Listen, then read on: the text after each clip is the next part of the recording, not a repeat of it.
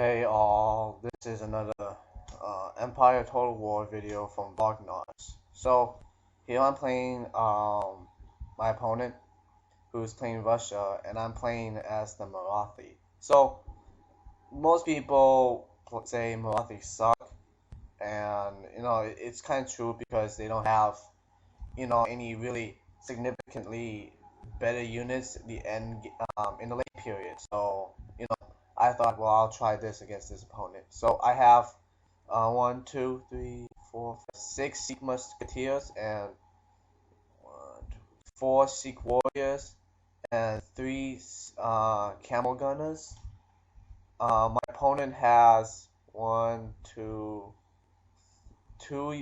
line, one guard, three line, five line, and one guard unit, plus two riflemen and a general's bodyguard. Oh, I forgot to mention I have a sea paths and my elephant musketeers. So okay, so the engagement started. I kind of had the initial first blow, so here I'm trying to kind of spread out my line a little bit.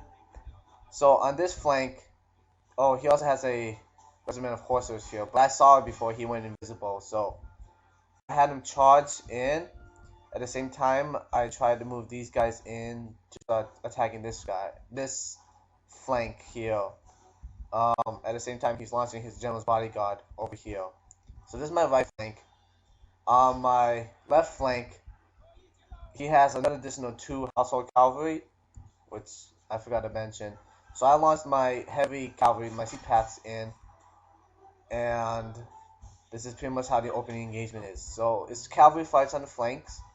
I kind of thought, well, I'm going to use my melee units and try to get in and dirty. So I sent in four Sikh warriors to hit his center right here. Because I thought if his center collapses, I can roll up his flanks with my melee units. So right now, I lost the melee fight. I mean the cavalry fight over here. And so now it's a 2-on-1 cavalry fight over here. So they're winning because camel warriors are not the best. On my left flank, I sent in my elephants in to reinforce my sea paths against the House of Cavalry, and now I'm slightly winning the engagement. So my opponent decided to launch an attack on my left flank with his melee units, so we got into a melee fight here. At this time I thought, well, I'll win this, so I moved my units to start flanking fire on this one, on my right flank, and also sending another one here. So I have, kind of a U shape right here, you know. Um, this being that since this is occupied here, and I thought I was winning here too, and my opponent thought, oh, GG, you're gonna win, and I was like, okay, yeah, I guess, So at first the strategy was sound, but personally I thought this was another line unit here. I didn't realize it was a guard, and guard units kind of pretty much pwn any other faction, melee wise.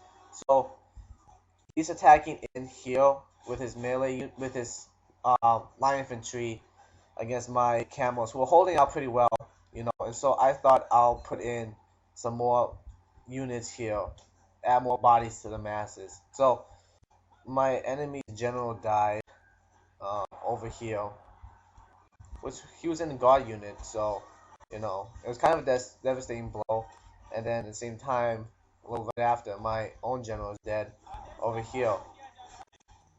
So it was kind of a blow, but I held him off here, but I destroyed his line infantry here, and I kind of just committed myself into more. So this is why I said guard units pwn any melee units or any other units in besides other guard in straight up melee matches. So I had four Sikh warriors going against his guard right here, and I pretty much got devastated. Line. Oh, okay. I will challenge you to a match after, Sherman. So okay. So right now, I'm getting kind of pwned. My camel unit came back from routing. I noticed that. Yeah, okay, da. Anyways, my camel came back from Yes, Sherman, I will accept. This is kind of why I should probably get rid of that.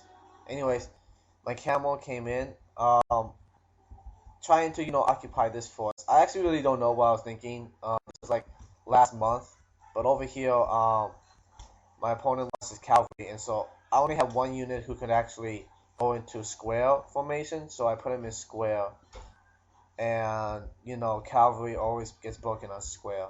So at the same time, I'm trying to get rid of his riflemen here, so I put my Sikh musketeers here, trying to occupy his riflemen, and so he's like, see, like this is where he should probably have kept destroyed this side here, but this is where you always have to be aware of your whole battlefield. So I didn't realize I had these guys that came back from out until now, and so my opponent thought that actually I had these guys in reserve the whole time, but I actually committed my whole force. So I have Sikh musketeers, pretty they're fresh, decently sized, and while his cavalry's gone, I sent in additional more units in. So my opponent melee charged my Sikh warrior musketeers with his riflemen, and they're winning. So that's kind of sad for my line, but it's kind of understandable getting crossfired.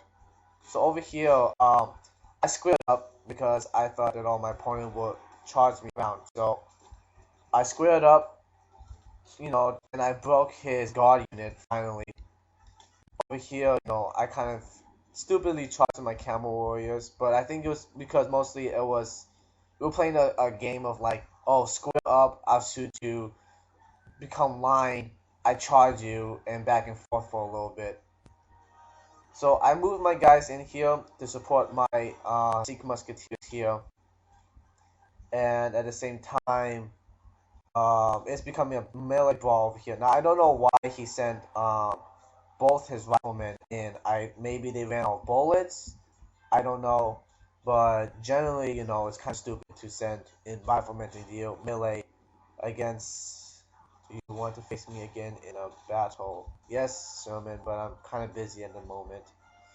Anyways, my opponent finally moves his line infantry here. If he actually moved his line infantry up, he probably would have supported me. But my weaker Sikh musketeers fell, and then my other guys are getting kind of slightly mauled because they're exhausted, and general's dead. They're just tired, so they have a better rest point factor. So um, at this time, I believe I support these guys here. Oh no, okay, so I decided to take on his line infantry here since I had, 2-to-1 um, advantage over on this kind of stuff right here. So I thought that, hey, I will, nuke these guys. Well, I can't. But then my Sikh musketeers fell, and then my opponent's line infantry is here. I think he didn't put him out melee, or I don't know what he's doing actually. Hold on, let's watch a little bit.